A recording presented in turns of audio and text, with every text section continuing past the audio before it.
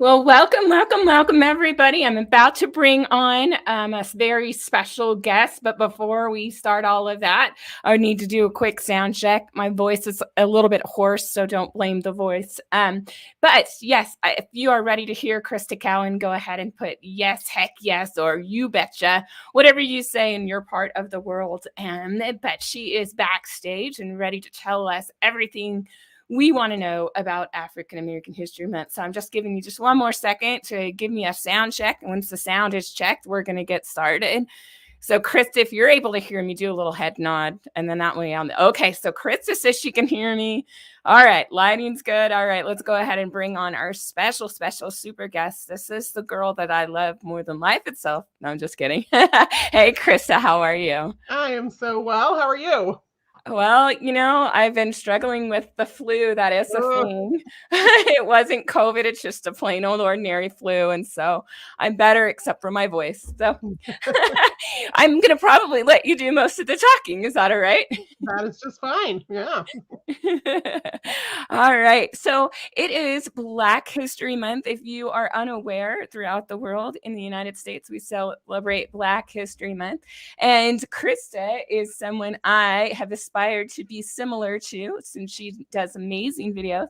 And I thought, who better to have to come on and talk about the resources on Ancestry to do African American research. And my guess is any of these tips that you share are going to be applicable to any type of ethnicity research around the world, but we will target African American resources on Ancestry. One more little tidbit before we get started, and I'm going to turn it over to Krista, and that is you can ask questions anytime during this live stream. And periodically we'll stop Krista and have her answer those questions, but just put a Q in front of it so that it makes it easier, because a lot of us like to talk back and forth, and it's totally okay. The Family History Fanatics community is so great to come and hang out with your friends. But if you want to ask Krista a question, you need to put a Q in front of it. So with that being said, Krista, take it away. Thank you so much. And hi, everyone. I'm seeing your names go by in the chat, and I recognize a lot of you from the genealogy community on Facebook and elsewhere. And I'm really excited to be here. Devin, thank you for the invitation. Now, we're talking about Black history, and I clearly am white, but I am the corporate genealogist at Ancestry, and some of you may know me as the Barefoot Genealogist from my own YouTube series on the Ancestry YouTube channel. And I also have enslavers in my family history. And so I have done some family history research into my own tree and done what I can to uncover the individuals that they enslaved and to make that information findable for others. And so no matter which side of the family tree we sit on, I think there's something for everyone here as we talk about celebrating and commemorating Black history this month. And it's not just a month, like all year round, for sure. Well, absolutely. Okay. It shouldn't just be a month. I'm just going to start with some just basics about family history research, like really quickly, just to make sure we're all kind of grounded in the same concepts. And then I'll pause see if there's any questions, and then we'll talk about specifically like the steps to research back through history, specifically that are unique to African American researchers. So on Ancestry, anybody can have a family tree. It's a completely free part of our service. You don't have to have a subscription. And so that's the place to start. Now, of course, a lot of people who haven't been involved in family history before are like, well, I don't know my family tree. That's what I'm coming to Ancestry for. Well, family history for everyone starts with the same place. It starts with yourself. So you enter into a family tree what you know about yourself and your parents and your grandparents, if you know anything. Then step 2 of building a family tree is a little trickier because it's not really well facilitated by technology. And it means you have to talk to your family. So figure out who the family story keeper is. And for some of you, that's your grandma or your auntie or whoever. Maybe you've got a cousin on your daddy's side who's done some research or inherited the family photos, but there's always somebody, and they're usually willing to talk if you show the slightest bit of interest. And so then you talk to them, and sometimes you have to talk to a few people. Now, I recognize that some of you are in situations where maybe you're adopted and you want to investigate your biological family and there's nobody to talk to, or maybe you come from a fractured family, right? All families are messy. That goes across any kind of racial and ethnic lines. And so there are fractured families where maybe you don't know your daddy's side of the family because he wasn't a part of your life. There's lots of things that come up like that. And that's where DNA testing comes in, is because it allows you to uncover some of those things or make some of those connections with people that you're biologically related to, even though you may not know exactly how that biological connection fits into the puzzle pieces of your family tree yet. So those are the first two things. Start a family tree, and again, you can do that for free on Ancestry. You just have to sign up for a free registered guest account. Now, that's different than a 2-week free trial. A 2-week free trial, you give us your credit card, and at the end of the 2 weeks, we start billing you for access to the historical records on the site. But a free registered guest account on Ancestry, you just sign up and start a tree. So for those of you who are in the very beginning stages, that's where I would recommend you would start. And for those of you who have family members or friends that you want to share this information with, that's where you should encourage them to start as well. So I'll just share with you a couple of things, a couple of tips about doing that. I'm going to share my screen. I'm always a little nervous when I go to do this because, you never know if it's actually going to work. And then I'm ready whenever you are. Okay, sharing screen.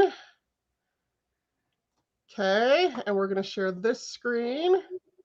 There we go. Are you seeing my start a tree screen? Awesome. Look at you. You're brilliant. Yeah. Okay. So on Ancestry, if you've never started a tree before, there's usually going to be a start a tree widget on the homepage, or you can just come in here under trees and click create and manage trees to start your tree.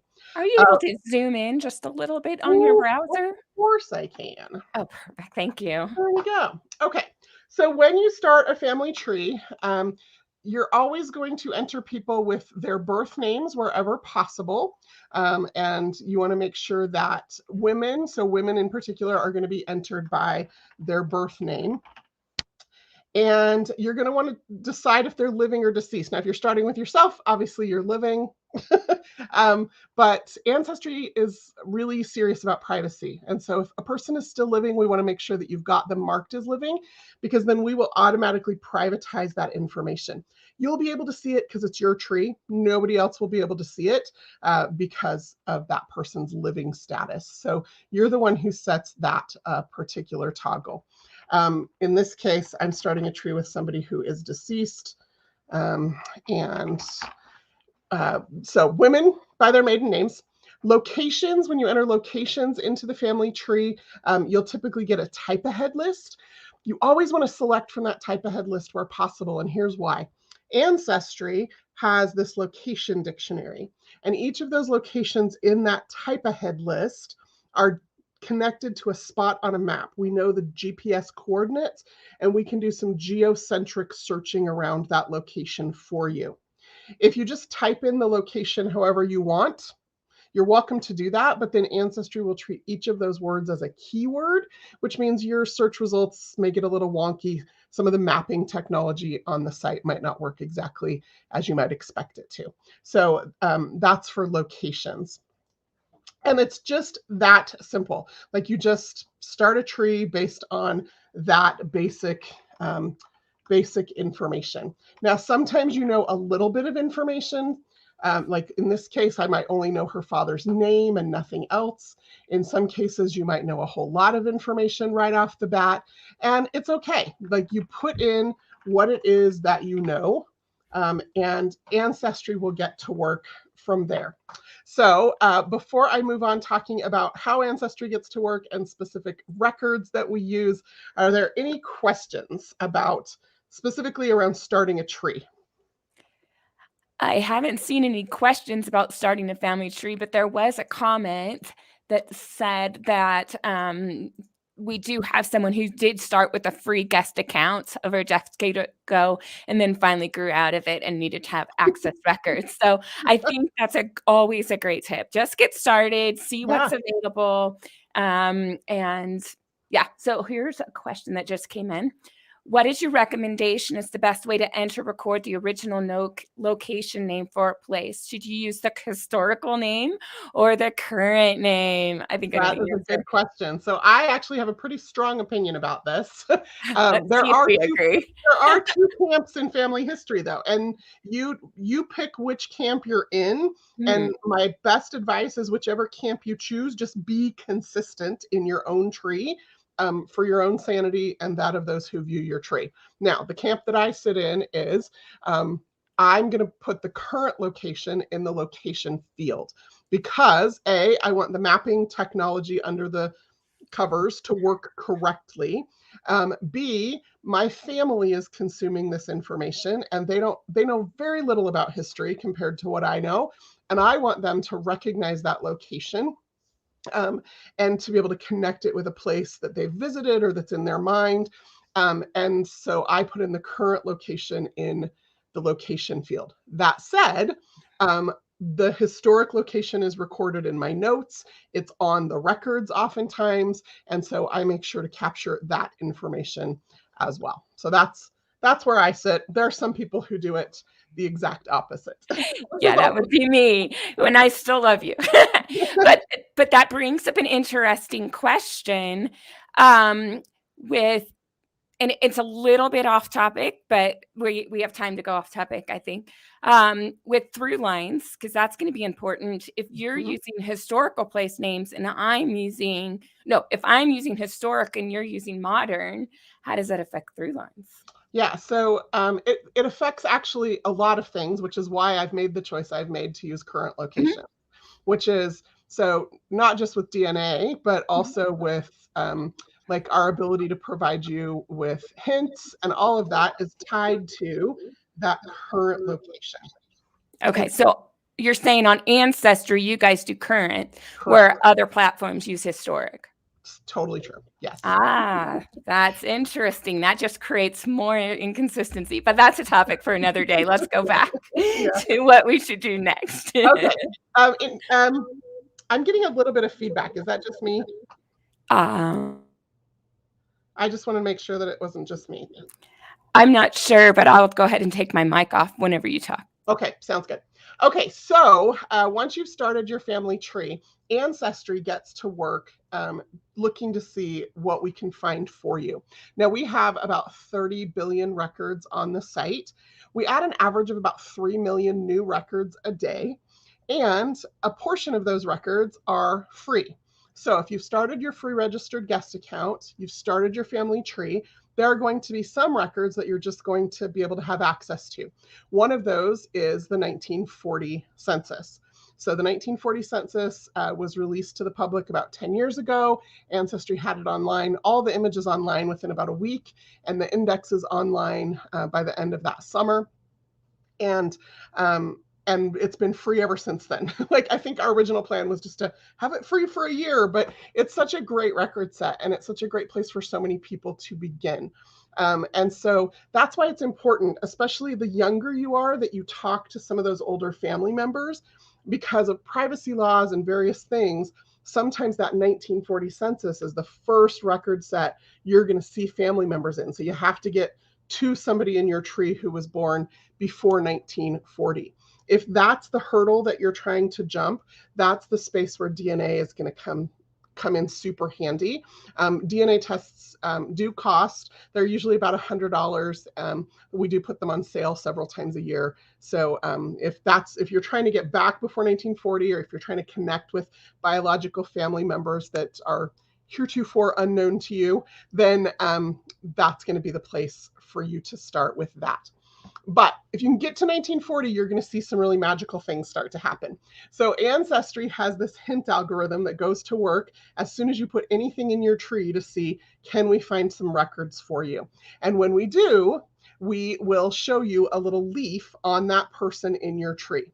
And when you click the little leaf, we'll tell you how many records we think we found. In this case, we found 8 records for Mary. That we think are for her based on the information that was entered into the family tree. Now, the first thing you're going to see is if she shows up in anybody else's family trees. And especially if it's a close family member, you're going to want to check that out. Because if this is my mama or my grandma, those other people who've created those trees might be one of my cousins or my auntie who already has a tree. And now I know who to talk to if I didn't know that already. So that's a place that you can start. And then below that in the hints, you're going to start to see some of these record hints. Now, this is where you're going to hit what we call the paywall on Ancestry. That 1940 census is free. So you're going to be able to open that up and take a look at it. You'll be able to view the actual image of that record and copy down any information that you want out of that record or save that record to this person in your tree. But some of these other records are going to be behind that paywall, which means that's when you're going to have a subscription to Ancestry. Subscriptions to Ancestry can be purchased month to month. If you just want to pay for a month and then cancel, you're welcome to do that. Your tree stays there, it stays intact. You can still work with it and do some things. Or you can subscribe to a year at a time or 6 months at a time, just whatever works best. You also have the option of subscribing to US records only or to the whole world. Those are the kind of two levels of subscriptions there, and then the time periods of how we run those. And so you have to make that decision based on how many records are available behind the paywall, what you want access to and when, how much time you think you're going to have to spend on it at any given time. But that's kind of how that works. Back to the 1940 census. So this is going to be the place to start for most everyone. Family history at this point in the United States is the same, regardless of whether you're white or Black or Asian. It doesn't matter. And so this record becomes really important. Now, when you look at the record, you're always going to want to view the image wherever possible. They look a little crazy to read. If you're new to family history, this might be like, wait, whoa, how do I read this? But if you hover your mouse over these fields, we actually show you what we think it says. And that's true of all of these fields. And it will tell you even what the field means. Read your way across the whole record, extract all the juicy goodness out of it so that you make sure that you understand more about this person. And then you can save this record to this person. And we walk you through just a quick little merge flow. Going to add her husband, going to add her child. I can edit any of this information it's bringing in if I want, and then click save. And what happens then is that record is saved to that person in your tree and to the other people mentioned in that record. I can view that always right here under the sources. And then I can go back to looking at those different record hints to see if there's some additional information that I can learn about this person. So I always tell people, and this is, again, true of everyone, you want to do the census work and you want to do the birth, marriage, and death work first. So I'm going to take a single family group. In this case, it's going to be either Mary and Will and their son, Willie Joe, or it's going to be Mary and her parents, Tom and Lily. But I'm going to pick a family group, and I'm going to find them in every census that they should appear in, and I'm going to look for birth, marriage, and death records for every one of them. Now, in this case, her birth certificate comes up as a hint, so that's lucky for me. There she is in a census with her parents when she's young. Here is her marriage record to Will Cravens, and then ultimately they get divorced, and so that shows up there. And then there's another index to the marriage record, because sometimes Ancestry gets a record from the state, and we also get the record from the county. And so it looks like, why is Ancestry showing me duplicate hints? We're not really. It's just two different sources for that information. And sometimes the information is slightly different, and you have to reconcile those inconsistencies in the records. That's like Genealogy 301, though, so we won't dive into that too much today. Okay, so census work, BMD work, hints. Are there any questions that have come up about that? There was a question, and I flipped you to the screen so you can know I was going to ask you a question. If you attach a record you found using the World subscription, but then cancel the subscription the next month, can you still see the details of that record? Okay, so it's a great question. So you can still see the information from the record because it's been saved into your tree. Her birth date, her relationships, whatever information was on the record. But the actual image of the record is behind the Ancestry paywall. So it's kind of, I kind of liken it to a Netflix subscription, right? Like when I have Netflix, I sit for hours sometimes and scroll through all the things on Netflix, and I add things to my list so that I can watch them later. But as soon as I cancel my Netflix subscription, I can't watch the things in my list. But as soon as I start it back up again, I have access to those things. So it's kind of the same. Ancestry is a subscription service. The major difference is that Ancestry, unlike Netflix, lets you download what you want to your own computer at any time when you have a subscription, so that then it's available to you on your computer at any time. So that's kind of the difference there. A lot of people choose to use Genealogy desktop software in conjunction with Ancestry. I personally use Family Tree Maker. You can also use Roots Magic. Those are the two software programs that sync with Ancestry. It will automatically download those images for you into a media folder on your computer. Then you always have access to them there. Any other questions? That's all that we have for now. So let's keep going. Okay, let's keep going. Okay, so once you have done this census work and this birth, marriage, and death work, you're going to find that you're working your way back. See, when I'm doing presentations, I'm using up all the internet bandwidth, and then there we go. Okay, you're going to, so in this case, here she is with her parents. I'm going to save this record so that we can just build this tree back quickly. You're going to want to be way more careful than I'm being right now, but I've already looked at this information, and so I know that it is accurate. Okay, we're going to add her siblings. And again, when you're doing this for yourself, you're going to want to like look over this information, be a little bit more careful and thoughtful about how, you know, maybe I want to come in here and maybe I know his name is really Leon. I can edit that information as I go. But for the purposes of today, I just want to get us built what we call a quick and dirty tree to get us back in time a little bit more. Okay, so I'm going to save that record, and then the internet's going to catch up with me. And then, awesome. Okay, I'm going to go to her dad. Now, her dad was born in 1881, also in Arkansas. I can come in here and I can look for him in a birth, marriage, or death record, or a census record where he is listed as a child with his parents. And that's the process. You're just going to work your way back one generation at a time, doing that census and that birth, marriage, and death work, and building out the tree that way. Again, I'm going to caution people, you're always going to want to complete the research for a single family group before you try to keep just going back and back and back. And here's the primary reason why. It's really easy, if you haven't collected all the records about a person, to make an assumption about who their parents are. This is particularly a particular challenge in the African American community because, and it's similar in other communities, but it's a unique challenge here because the names are sometimes all over the place, especially as we start getting back into the late 1800s in families that were coming out of enslavement. And so what we start to see is that they change names, or especially in the South, and this is true of my white family in the South, you know, in one census, they're going by their first name, and in the next one, they're going by their middle name. And, you know, they're kind of all over the place.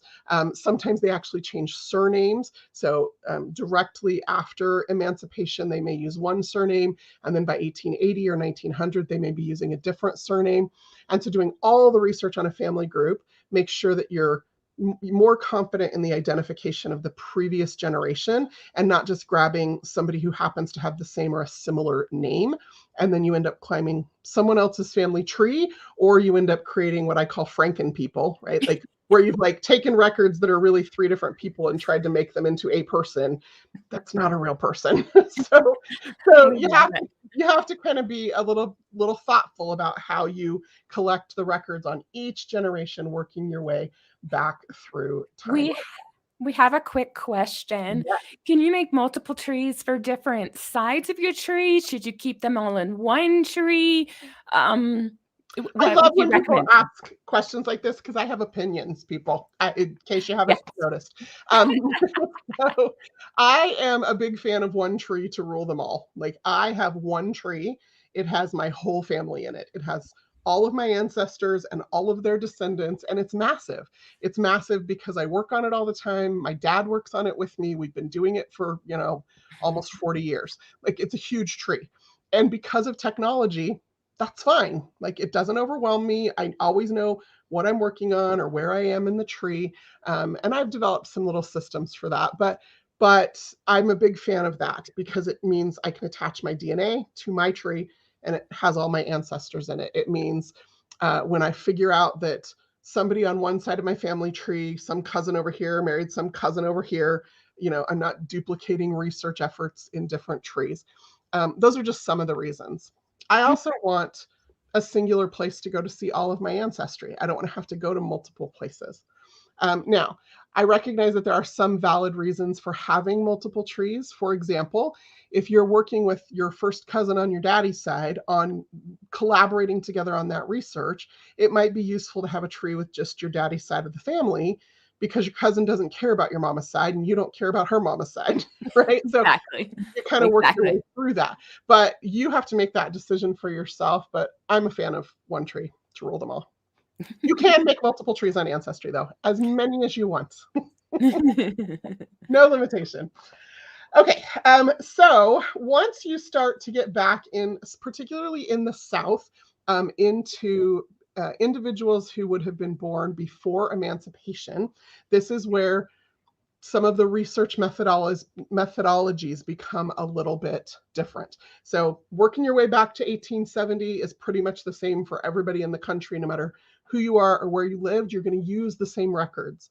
But as soon as you hit what we call in African American research, the 1870 wall, that's where you're going to start using different records and some of them in a little bit of a different way. So the primary thing to remember, why we call it the 1870 wall, is because emancipation occurred because of the Civil War in the 1860s.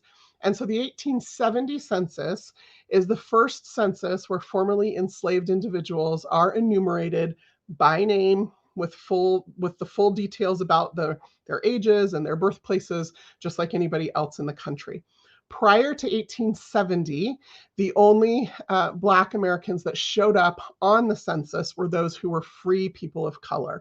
Now, there were free people of color, a surprisingly large percentage in the South, which surprised me. For those of you who are familiar with Dr. Henry Louis Gates, he is a professor of African American history at Harvard, and he also has a show on PBS called Finding Your Roots. And one of the things that he taught is that about 10% of the Black population in the South were actually free people of color. So when you get to 1870, don't just assume that your family members were enslaved prior to that, because a surprisingly large percentage for the South were not. And then, of course, the North ended slavery earlier. And so there's free people of color in records in northern states prior to that as well. So do the census work, get to that 1870 spot, and then check the 1860 census and check the 1850 census and see if they show up there. If they don't, that's when you're going to have to start diving into some of the records of enslavement. Now, Ancestry, just this last year, there's Dr. Gates right there on our page. He actually has a little video message for you there if you want to go listen to that later. But Ancestry was able to obtain the Freedmen's Bureau records. So, brief history on the Freedmen's Bureau. The Freedmen's Bureau was one of the very first government social programs. It was set up immediately following the Civil War in order to facilitate the refugees and the newly freed people, getting them labor contracts, rations, housing, education, and all of that was facilitated through this Freedmen's Bureau. So the headquarters were in Washington, D.C. with the federal government, but then there were field offices throughout all of the states in the South.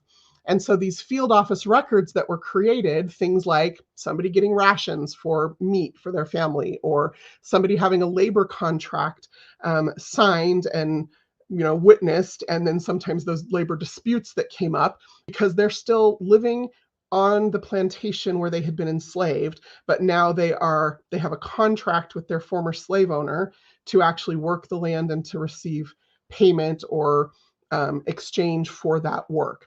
And so those contracts were signed and overseen sometimes by the Freedmen's Bureau. There's lists of students because, again, in some states it was illegal to teach enslaved people to read or write, and now the government is encouraging the setup of schools to educate the people. And so the Freedmen's Bureau oversaw those, and so you'll see lists of students with information about them. In the Freedmen's Bureau, you might also see, I know like in a couple of places, there's like little censuses of the county so that they know exactly who the formerly enslaved people are that live there and who their former enslaver was. And so you end up with just like this hodgepodge of information from field offices all over the place that kind of have been rolled up into this giant collection of records that we call the Freedmen's Bureau. You can access these records at ancestry.com/Freedmen's. I think Devin's going to have a link in whatever description we have here so you can get there. And those records are free. So these are important records. We think this is a big deal that these records are available to as many people as possible. And again, you have to be a little bit creative in how you search them sometimes. So we've provided some information here on this page, some tips, but then when you come in here to search these records, think about how people would have shown up in the records. Sometimes it's just with a last name and their initials, or sometimes they were going by a nickname or a middle name that's different than the name that they eventually used when you have them in the 1880 census. And so sometimes you have to do multiple searches to see what's available. Now, one of the ways that I like to search, and this is my biggest search tip across all of Ancestry, is I actually like to come in here and put in a specific state or county and mark that exact and just see what comes up with just maybe a surname and that location, or sometimes even not a surname at all. Maybe I just want to see, are there even any records for that place? And what happens if I click search with just that place? And then if I find, oh yeah, there really are records for that place, then I'm going to come in here and I'm going to edit that search and see, okay, well, this is what happens when you're using too much internet. Then I'm going to see, is there, does that surname exist in those records? Then I'm not wasting time filling out a bunch of fields and having it not return anything. And that's what I call iterative searching. Again, I use that universally across all of Ancestry, but it works particularly well with this collection, because then I can just go right down this list, and you'll notice here, George, G-O-W is how he's listed in this record. Down here, G-O-W, down here he's listed as G-W, right? So names are people's names are often spelled differently, or they appear differently in the records, and this allows you to get to them the quickest way possible.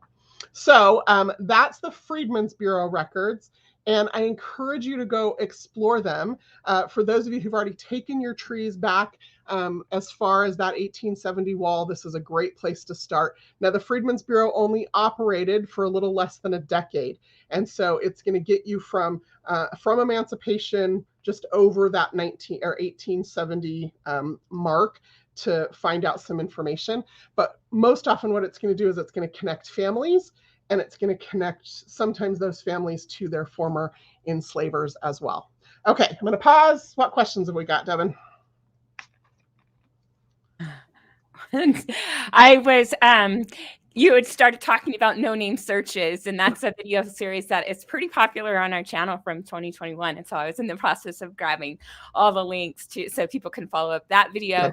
WikiTree is also, you had mentioned Dr. Gates. They did a reveal last year during their Celebrity-a-thon, people building on their trees, and I'm in the process of getting that link. But I haven't seen any other related to specifically tree building in these records. However, there is this one from a little while ago. For a birth in one location, the birth is registered in another location. How does that affect the mapping? That is an interesting question. Yeah, so you have to decide, like if you know the birth actually occurred in one location, I assume that's because you have some kind of evidence that the birth occurred there. So when you enter that birth date and place into your family tree, you should put whatever the actual birthplace is. You can then attach all of the evidence that you used, including the birth registered in a different location, and then put in your reasoning in the description field or in your own notes about why you chose, this is the right location versus this location. I do not encourage people to enter multiple alternate birth dates for lots of reasons, but the primary one being a person's only born once. And part of the genealogical proof standard is that we take all of the evidence and we come to a conclusion. Right. So keeping all of that information sometimes is more confusing to you than not. So, right, for sure. For sure. Anyway, yeah, it's an interesting question, and certainly something that we deal with. Yep. Okay. So keep going. Yeah, in our last few minutes here, I just want to talk about some of the other resources that we have for African American research. So besides the Freedmen's Bureau, we also have this landing page. It's ancestry.com/AA history. We'll take you right there. Again, Devin will provide that link. But for those of you who want to either encourage a friend or family member to start a family tree, this is a great place to have them start because instead of starting with a tree with themselves, we try to get them to jump right into that grandparent who might have been alive before 1940.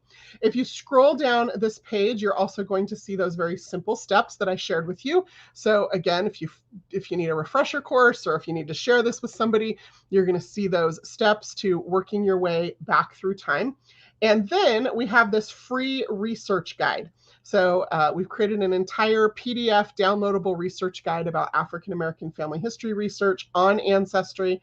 It does start with those tips that we just started with, but then it gets into some of that pre-1870 work that you need to do to identify, for those of you who have ancestors who were enslaved, how to connect those people to the former enslaver, because that family is going to have the records about your family. I was just actually working on a case yesterday where the only way that we know who this woman's children were, she was enslaved, her children were born into that condition, and in the enslaver's papers, he had kept a birth register of all of the births on his plantation. And that was the only record that existed. So if we hadn't connected her to him, we would have never connected her children to her. And so those are the kinds of tips that we give about property records.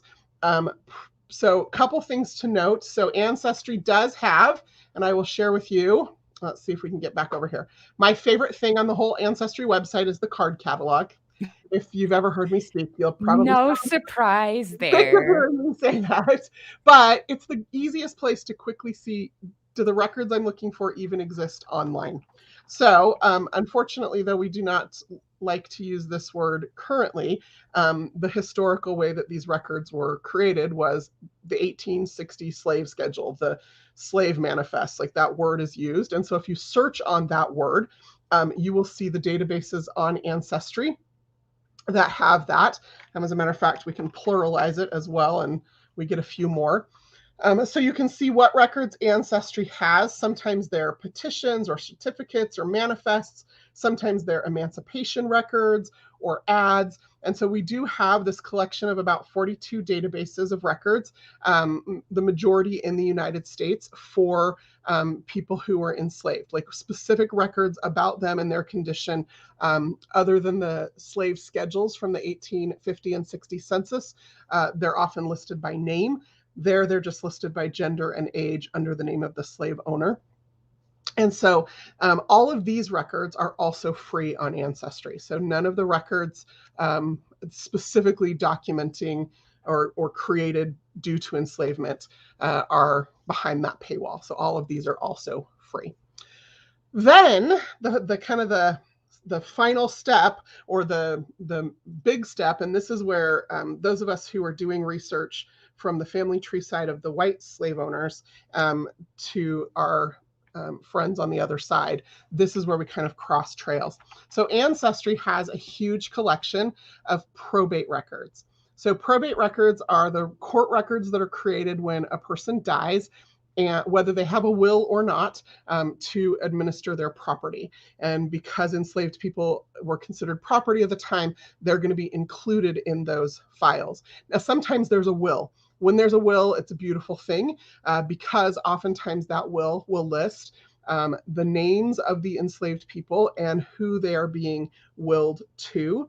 And so you can trace their ownership through the family, and that helps you keep track of them. It helps you find their origins if you're coming from here to back. It helps you trace them into the future if you're coming from there down. Excuse me. So Ancestry has just recently, like, actually, I don't think we're done with all 50 states yet. We have just recently gone back through and re-indexed these records. So if I pull up, let's do it this way. We're going to do it by date updated. And we're going to look at Michigan, for example. So if you notice, when you're looking at one of the databases, anytime you put your mouse over it, it'll pop up a little info box. That info box will tell you when Ancestry originally published that database, and then if that database has been updated. And what you'll notice is that almost all of the US state wills and probates databases have been updated within the last year. Originally, when we indexed them 7 years ago, we only indexed the name of the person who wrote the will. We did it fast. It was an expensive project because there's so many of them, but that was how we got them out there. But you think about a will, even wills not related to enslavers, you're going to see names of spouses and children and witnesses and like all these people listed in this will. Ancestry has now gone back and re-indexed the names of all of the people, including those who were enslaved. So those names are now searchable in those records. That is just the wills. Now then you have the full probate file. So they have a will, then you're going to have like administration letters and sometimes guardianship letters. Then oftentimes what you're going to want to look for in that set of paperwork is what's called an inventory, where the entire estate is inventoried. And that's where a lot of times you're going to find not only the lists of the individuals that this person enslaved, but they're often going to be listed in family groups, sometimes with ages and some other descriptive information. So as hard as it is to look through those records, and there's some trauma associated with that when you're dealing with recognizing these are the receipts. This is the documentation of the fact that these individuals were not considered, were considered property and were treated in the manner that they were treated. But that's the records that are going to give you the connection to them and the connection of them to one another as family groups oftentimes. And so working through those records is important to do. So those records are behind the paywall because it's this huge collection of wills and probate records for the whole country, for entire states, for long periods of time, whether the person was an enslaver or not. But those records are going to be super, super valuable. In my own family, I just started working through the Virginia probates collection. The Virginia records were not actually available. The first when we released these in 2015, Virginia did not give permission for them to be put online. And so then when we were doing this update, we've been going back to them continually, but they finally agreed. And so the Virginia probate records just came online a couple of months ago. And that's where a large portion of my family's from. So I've been working through those and documenting that information in my tree. And we'll look at a case study about that in our next session. Okay, what other questions have you got? Anything? We have quite a few questions, and then they jump around. Do you mind if you tackle a few DNA questions while you're at it? Fine. Okay, so this one is actually a multiple part. I'll bring it up. Do you have any advice on solving the 1% Senegal ethnicity in your estimation? I found a cluster of cousins that are not related to the rest.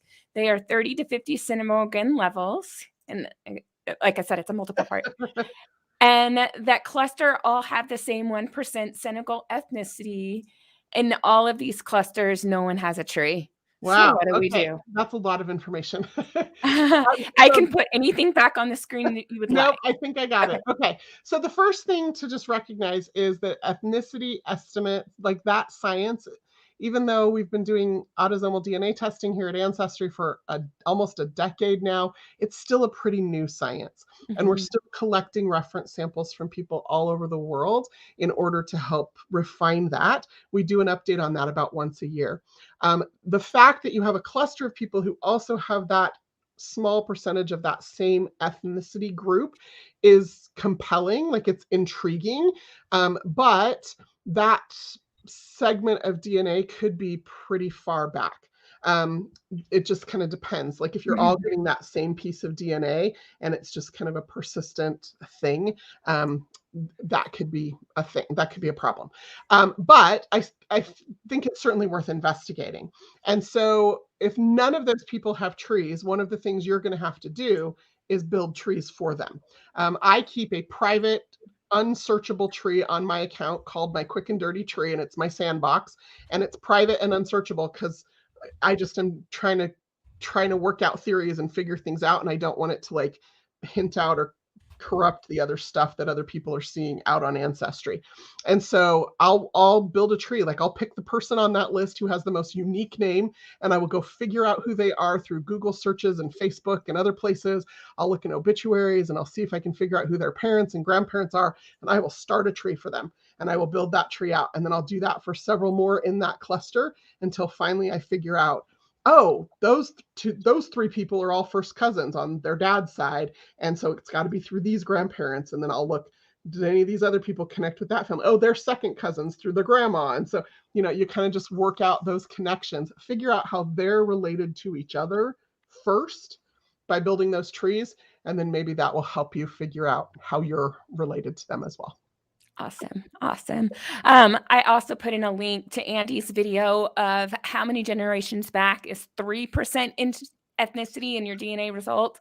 And so just take that and extrapolate it to 1%, and you're going to have your answer. So we have lots of videos here on Family History Fanatics that continue the conversation. So be sure to look in the description box. And then, I wanted to show something before we continue with questions, and that is this Ancestry Academy. In the chat, let me know if you've ever looked at the videos in the Ancestry Academy. Now, one of the series they have is piecing together African American families.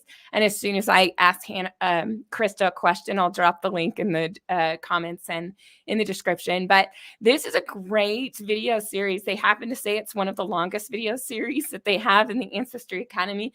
But you have lots of videos to help you continue the learning process. So be sure to check out the Ancestry Academy. Crista, do you have anything else to say about the Ancestry Academy? That particular course is brilliant. So Dr. Deborah Abbott, who is the educator there, she lives in Ohio, and she is a Underground Railroad reenactor. Wow. And she does that. She goes around and does that at schools. And I think she's associated or affiliated with a historical society or a museum. And she is brilliant. She knows her stuff, but she's also a really approachable educator. So understanding the information that she's sharing. And the thing I love about the Ancestry Academy, kind of a little different than the way that you and I educate, Devin, is right. We drop 30 or 45 or 50 minutes of knowledge on people in one go and then say, okay, there you go. The Ancestry Academy is broken into these little segments. So you can watch 5 or 10 minutes and then go try what you're being taught. And for some of us who learn a little differently, lots of great resources there broken out in kind of that same way. Awesome. Oh my gosh, I do not want to be coughing on screen, but apparently I am. I tried to mute it and it didn't work. All right, so here's another two-parter. I have a mystery woman who is an African-American 24 centimorgan DNA match. I can't figure out where she fits on my Anglo-Saxon tree.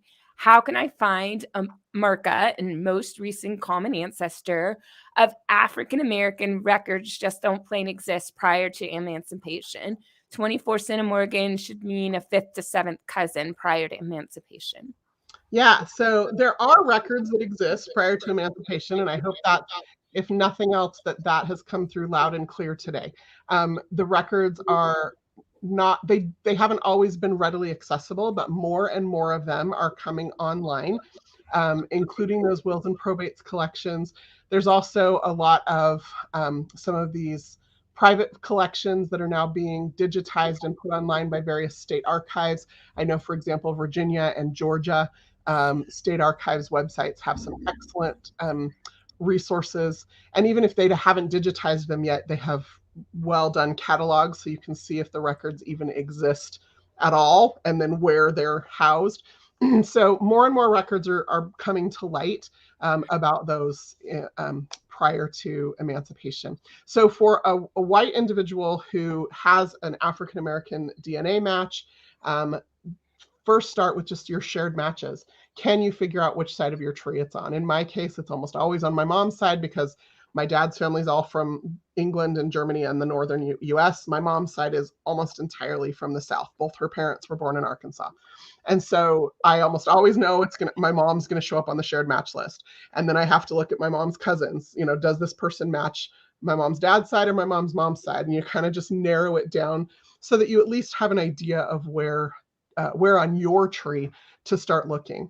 And once you do, then you need to just dive in and start looking really closely at your ancestors who lived in the South prior to emancipation. And you'll be able to tell right on the 1850 and 1860 censuses if they were slave owners or not. And sometimes they just owned that I shouldn't have used that word. Sometimes they own one or two enslaved people. Sometimes they owned more. Sometimes it was just for a period of time and then not. But those censuses will reveal that information. And then you, as the descendant of an enslaver, can start to dig into their records to see if you can identify that. We'll talk more about that in the next session. Perfect. If you are going to be joining us for the second session, the link for the members only deep dive is in the description box, and it will start at 11 o'clock. So if you haven't joined and you want to continue the learning, then make sure you check that out. So you made a comment, and I don't remember exactly what it was, but I know we've had this conversation before. When we discover records about enslaved persons, what can we do to bring that to light? I did have one comment from one of our viewers. She works in a cemetery, and she and a friend take that information, put it on another ancestry project with this Find a Grave. And so they document all the African-American cemeteries and make those profiles available. So that was really interesting. Is there anything else we can do? I mean, you've said that some of these inventories are coming to light, and they're going to list the slaves that were owned. What would you do? Would you build a tree? Like, what do you do when you find that in your tree? Any ideas? Yeah, I have lots of ideas. As a matter of fact, perfect. That's what our entire second session is going to be about. Okay. So I put that in my tree and document that information. So I love that I didn't catch her name, but that she's doing this with the cemeteries. Mm-hmm. I think that's a brilliant way to give back to that community and to help them be able to find their family members more readily. And so anytime you come across records or collections or cemeteries, you're always going to want to find a way to document it. And yeah, I'll share several ways that I do that in the next session. Perfect. What a tease. I wasn't even expecting that. Yay. Okay. Next question. How do you know if an ancestor possibly married an African-American, but you don't know when or which line? This would be through DNA results. How would you start to locate them? Yeah, so I'm not exactly sure where Mary's coming from. I suspect it's because she has a DNA match that is African-American. And so there's some assumptions in her question that I just want to make sure.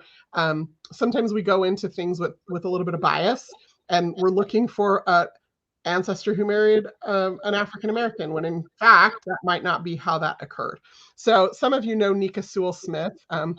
We discovered through DNA that we are actually cousins, and we fully expected that the relationship was going to be because of enslavement. Like, my own bias was, my mom's family's from the South, she's related to my mom, therefore she's going to be connected to me because one of my ancestors enslaved one of her ancestors. And it turns out that's not the case. Actually, what happens is our common ancestors are two white people. And if you come down a couple generations, one of my second cousins in that family, several times removed, married a woman who was a Black woman living on a Native American reservation. So she was African and Native, and they had children together, and Nika is a descendant of those children. So it was after slavery, but at a time when interracial marriage was against the law in most places, and they still managed to get married and have a family. So there's lots of different ways why you might have cousins of another race. And so kind of keep your mind as open as possible when you start investigating that.